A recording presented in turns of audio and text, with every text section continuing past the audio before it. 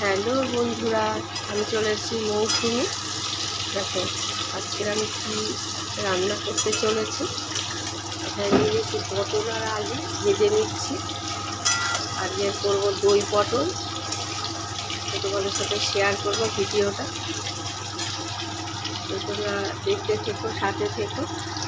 তো চলো তৈরি করা যাক। এখানে দেখো আলুটাও ভেজে নিচ্ছি, আর এখানে পটল ভেজে নিয়েছি।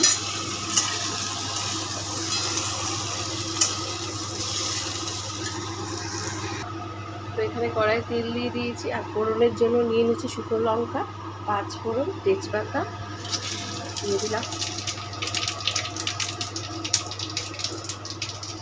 আর এইখানে দেখো নিয়েছি ক্যাপসিকাম গ্রেট করে নিয়েছি, আর আদা, আর এখানে নিয়েছি টক দই। ঠিক আছে,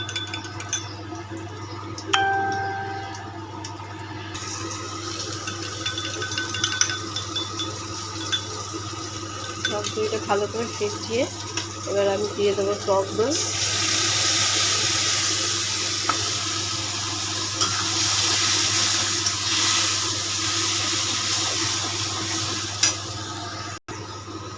আর দিয়ে দেবো অল্প পরিমাণে আদা। এবার দিয়ে দেবো তোমার হলুদের গুঁড়ো 2 চামচ, 1 চামচ ধনের গুঁড়ো, আর দিয়ে দিচ্ছি 1 চামচ জিরার গুঁড়ো। এবার স্বাদ মতো লবণ, নুন তো দেবেই, স্বাদ মতো একটু নুন চিনি দিয়ে দেবে। এটাকে বেশি করে একটু কষাতে হবে। তো চলো কষিয়ে নিই। তো আমার মশলাটা অলরেডি কষানো হয়ে গেছে। এইবারে আমি দিয়ে দিচ্ছি পটল আর আলুটা। আমি কাঁচা লঙ্কা দিয়েছি, তোমরা ইচ্ছা হলে কাশ্মীরি লঙ্কাও দিতে পারো, লঙ্কার গুঁড়োও দিতে পারো। আমি যেহেতু খাওয়া বারো তাই দেখবি। ঠিক আছে,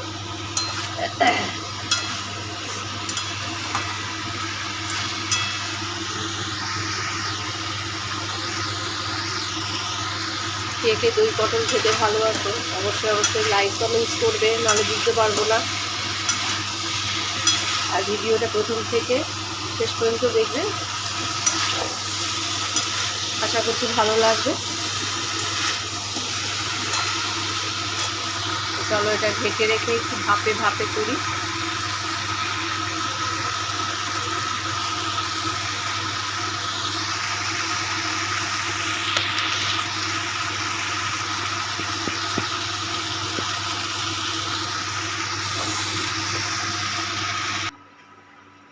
তো দেখো আমি এখানে একটু চাল মগজ মতো নিয়ে নিয়েছি, এটা একটু বেটে নেব, এটাও দেবো সঙ্গে, আর খুব টেস্ট হবে জিনিসটা।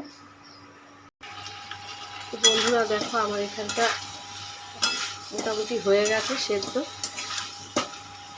এইবারে দিয়ে দেবো যে চাল মগজ একটু বাটা। তোমরা দরকার হয় তোমরা পোস্ত বাদাম বাটাও দিতে পারো, অসুবিধা নেই। আর একটু দিয়ে দিচ্ছি গরম মশলা, আর দিয়ে দিচ্ছি অল্প ঘি। ঠিক আছে, ঘি দিয়ে দেবে একটু, তাহলে খেতে আরও বেশি টেস্ট।